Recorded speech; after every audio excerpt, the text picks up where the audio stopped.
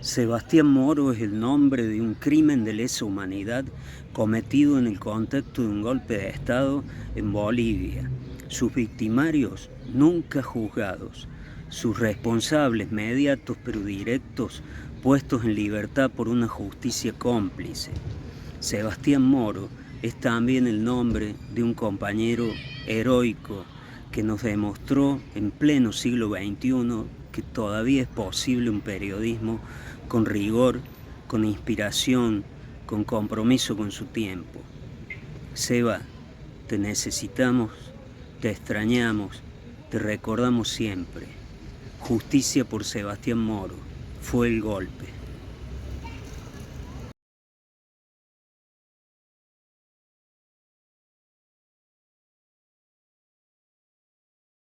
Madre Tierra. Hermanas y hermanos, está esta noche con nosotras y nosotros también está el hermano Sebastián. Sebastián, bienvenido. Hermano, tú eres de Argentina. Cuéntanos un poquito quién eres. Vamos a estar hablando de análisis de coyuntura latinoamericana. Julieta, muy buenas noches. Muchísimas gracias por esta invitación. Sí, exactamente, vengo de Argentina. Desde febrero del año pasado estoy radicado en Bolivia, una decisión que tiene todo un contexto político, básicamente porque por mi compromiso en el desarrollo del oficio, así como cientos de colegas en Argentina, a partir de lo que fue la asunción del gobierno de Mauricio Macri a finales de 2015, comenzó un arduo proceso de persecución laboral, judicial, a quienes acompañábamos los gobiernos anteriores desde las distintas profesiones, así que tomé la decisión de probar suerte, comenzar de cero en un país donde la sociedad quisiera ir para adelante y no volver para atrás en lo que fueron los peores años de nuestra historia. Así que realmente muy agradecido con Bolivia, encantado con estar aquí y además algo que se había perdido en mi país, la posibilidad de encontrar espacios donde difundir información y sobre todo trabajo, algo que por estas horas, por estos semanas, meses, está faltando y en demasía en Argentina en el marco de una crisis económica y social muy grande. Sí, Sebastián, duele, ¿no? Duele en Latinoamérica, pero es importante también ir viendo los caminos que hemos recorrido como revolucionarias y revolucionarios que somos nosotras como feministas comunitarias también. Hermano, a ver, se abre a partir de los años 2000, ¿no? Se abre un proceso en todo el continente de lo que algunos le han llamado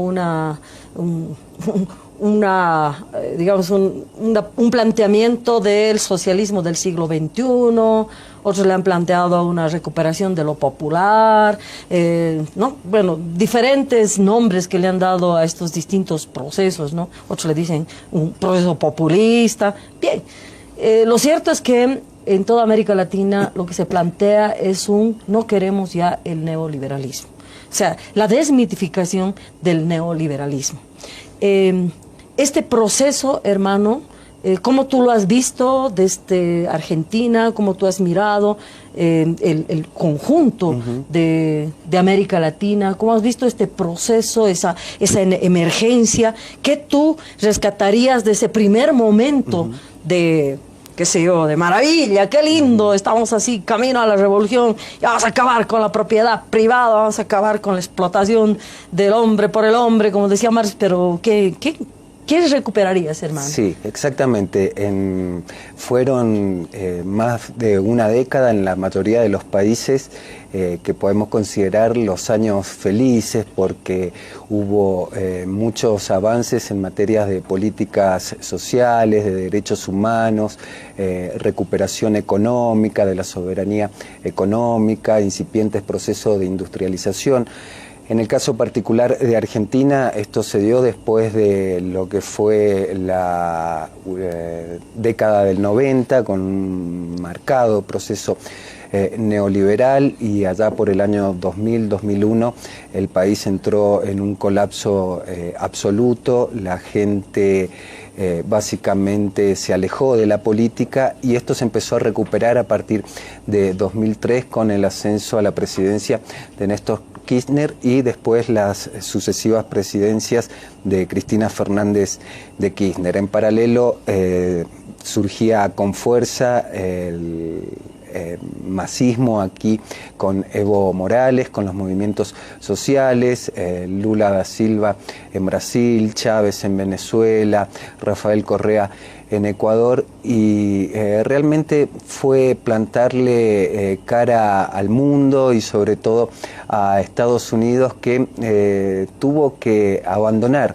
un poco la vigilancia permanente que Hermano, entonces ahí tú apuntarías a algunos elementos de leyes en derechos humanos que se habían recuperado en ese primer momento, digamos, del boom de los procesos populares en América Latina, y algunos elementos económicos. ¿Algunos otros más? Sí, reivindicaciones fundamentales que tienen que ver con lo social.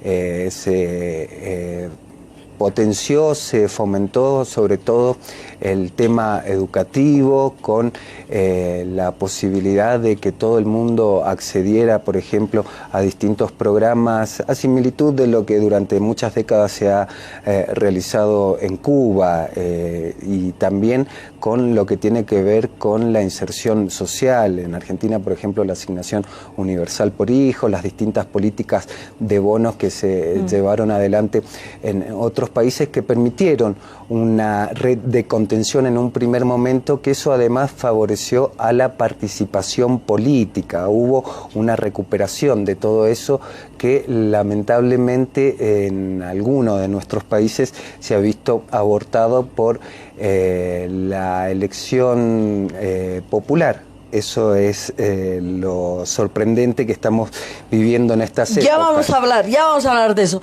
¿Te parece, Sebastián, que en estos pocos minutos que nos queda, que se han desarrollado en este tiempo políticas hacia la defensa de la madre, de la hermana tierra, de la naturaleza?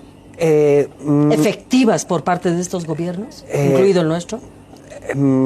Ahí me parece que el diagnóstico no es tan positivo en ese sentido, porque lo han dicho estos mismos líderes y lideresas de la región.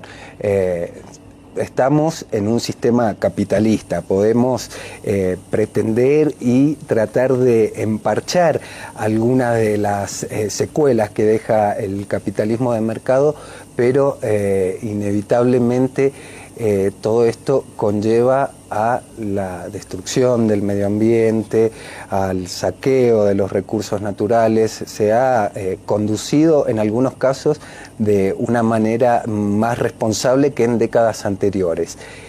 Y ahora, con el retorno de estos dinosaurios neoliberales, ya directamente no hay ningún control de ningún tipo, y ni siquiera esas ganancias quedan en los respectivos países, sino que se van todas a los capitales internacionales. ¿Cómo es que el pueblo, tú estabas hablando del suicidio, ¿no? ¿Cómo es que los movimientos sociales, no solo la clase media, también los movimientos populares, ¿no? Se nota en el voto, votan por Macri, por Bolsonaro? Bueno, lo de Lenín Moreno también analizaremos, ¿no? ¿Cómo se da? ¿Por qué se da ese proceso? ¿Qué hemos hecho? ¿No? Porque claro, podemos decir, no, es que las masas son ignorantes, que no es mi opinión. ¿Cómo tú ubicas esto? Sí, por un lado creo que hay ciertas responsabilidades de los dirigentes que estuvieron al frente de estos procesos. Vos de alguna manera dabas una pauta en la introducción hace unos minutos, hablando de, por ejemplo, en el caso de Argentina, de Buenos Aires y el resto del país. Se descuidó la militancia desde los ejes de decisión del poder, y todo siguió concentrándose en Buenos Aires. Había muy buenos cuadros a lo largo y a lo ancho de Argentina que fueron desaprovechados para seguir intentando profundizar el proceso que se estaba llevando adelante. Por otro lado, cada país tiene sus particularidades. En Argentina el movimiento sindical, estrictamente sindical, está cooptado desde mediados de la década del 80 o incluso desde los finales de la última dictadura cívico-militar, y nunca se recuperó realmente, sino que terminó siendo una burocracia que trabajaba solamente para llenarse los bolsillos. Esto de alguna manera tuvo sus secuelas en los movimientos sociales en sí. Pero hay un factor determinante que tiene que ver con lo que en mi país se llamó el cambio cultural, que se trató de dar, y una de las herramientas claves para eso era una ley democrática de servicios de comunicación audiovisual que logró aprobarse en el Congreso de la Nación con el trabajo de muchísima militancia, fomentando la apertura de los medios de comunicación desde una perspectiva que entienda a la información como un derecho humano y no como una mercancía, justamente para contrarrestar el discurso de los medios hegemónicos, que en el caso de Argentina es Clarín, TN, en el caso de Brasil es la Red o Globo, y que básicamente son los que trabajaron sobre esta brecha, tratando de demonizar a lo que eran nuestros gobiernos, y tuvieron sus resultados. Esto explica un poco que grandes sectores del electorado, sectores populares, jubilados, hayan votado por la derecha en cada una de las últimas elecciones. Pero no hay que dejar de tener en cuenta, más allá de la necesaria autocrítica que hay que hacer, que el imperio no ha dejado de trabajar ni un segundo. A diferencia de lo que ha pasado en Bolivia, que en un momento se dijo no queremos más embajada, y nunca más hubo embajada, si bien algunos intereses siguen fluctuando por abajo. Sí, sí. En Argentina, en Brasil, y eso está cada vez más claro ahora con todo este entretejido del lawfare, la embajada... ¿Qué es lawfare? Persecución política, judicial y mediática, lo que se hizo con Lula da Silva en Brasil, por ejemplo, lo que se pretende hacer con Cristina para que no le pueda disputar nuevamente la presidencia el 27 de octubre a Mauricio Macri.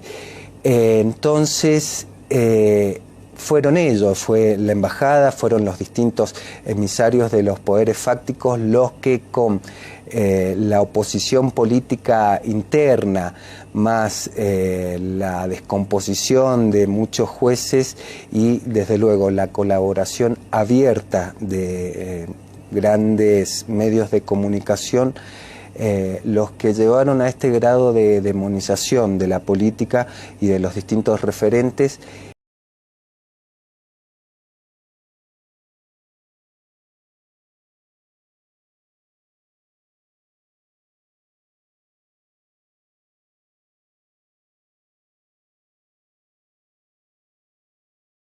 El futuro será nuestro con la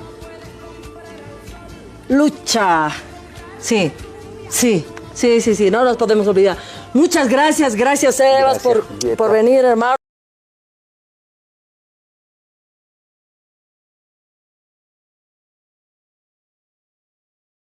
Lo cierto de un periodista comprometido, Sebastián Moro, hoy te nombramos, te despedimos, nos recordamos, te celebramos, nos perdonamos, te liberamos, nos fortalecemos en el pedido de justicia para abrazarte otra vez.